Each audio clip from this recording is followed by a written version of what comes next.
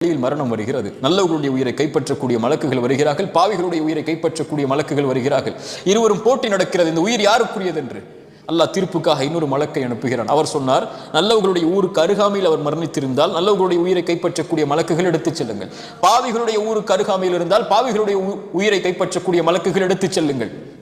அளந்து பார்க்கிறார்கள், நல்லவர்களுடைய ஊருக்கு அருகாமையில் தான் மரணித்திருக்கிறார், நல்லவர்களுடைய உயிரை கைப்பற்றக்கூடிய மலக்குகள் எடுத்துச் செல்கிறார்கள். கதை அல்ல, ரசூலுல்லாஹ்வுடைய ஹதீஸ்.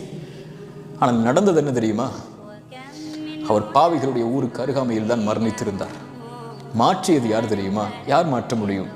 தௌபாக்களை விரும்பி அங்கீகரிக்கக்கூடியவன் மனம் திருந்தி வந்த அந்த அடியானுக்காக அல்லாஹ் பூமியின் அமைப்பை மாற்றினான்.